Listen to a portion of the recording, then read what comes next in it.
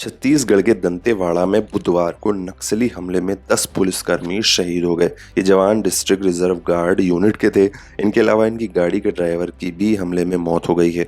नक्सलियों ने IED blast में पुलिसकर्मियों का वाहन ही उड़ा दिया। न्यूज एजेंसी के मुताबिक 50 किलो विस्फोटक से ब्लास्ट किया गया।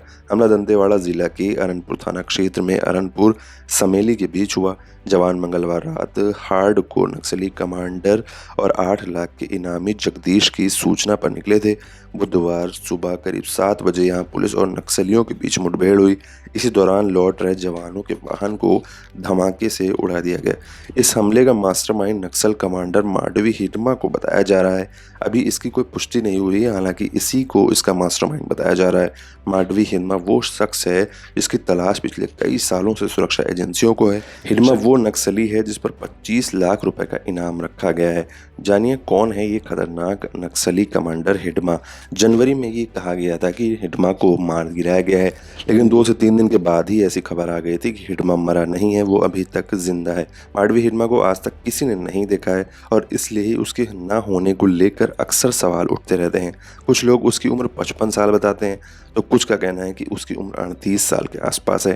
कहते हैं कि हिडमा फर्राटेदार अंग्रेजी बोलता है और अक्सर अपने साथ हथियार लेकर चलता है। हिडमा सीपीआईएम की पहली मिलिट्री बटालियन को लीड करता है। सुरक्षा बल हिडमा को बस्तर का सबसे खतरनाक माओवादी नेता मानते हैं। दक्षिणी सुकमा के पुरावती गांव में जन्मे हिडमा को हिडमालू और संतोष के नाम से भी जानते हैं। साल 2001 में वो नक्सलियों से जुड़ा था। हिडमा को ऐसा नक्सल कमांडर मानते हैं जिसने पूरे क्षेत्र में इंफॉर्मेशन का जाल फैला कर रखा है। हिडमा बस्तर क्षेत्र के मुरिया ट्राइबल कम्युनिटी से आता है। उसके गांव में आज तक पुलिस नहीं पहुंच सकी है। कहते हैं कि हिडमा को फिलीपींस में गोरिल्ला युद्ध में ट्रेनिंग मिली है। साथ ही पिछले साल 1 दशक में उसने कई हमलों को अंजाम दिया है। पुलिस के मुताबिक बस्तरिया मुरिया ट्राइबल्स बहुत ही आक्रामक और निर्दयी मानी जाती है। हिडमा ने पहले खुद ही एक ऐसे कमांडर के तौर पर नाम कायम कर लिया है जिसके पास रणनीति की कमी नहीं है। हिडमा अपने साथ हथियारों से लैस युवाओं की एक टोली लेकर भी चलता है, जिसमें ज्यादातर उसके बचपन के साथी हैं। सिर्फ इतना ही नहीं, उसका सुरक्षा चक्र 5 किलोमीटर तक फैला है।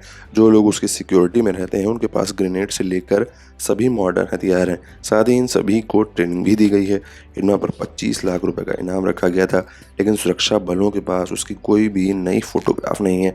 स्थानीय लोगों से मिली जानकारी के बाद बस कुछ स्केच ही सुरक्षा बलों को मुहैया हो सके हैं।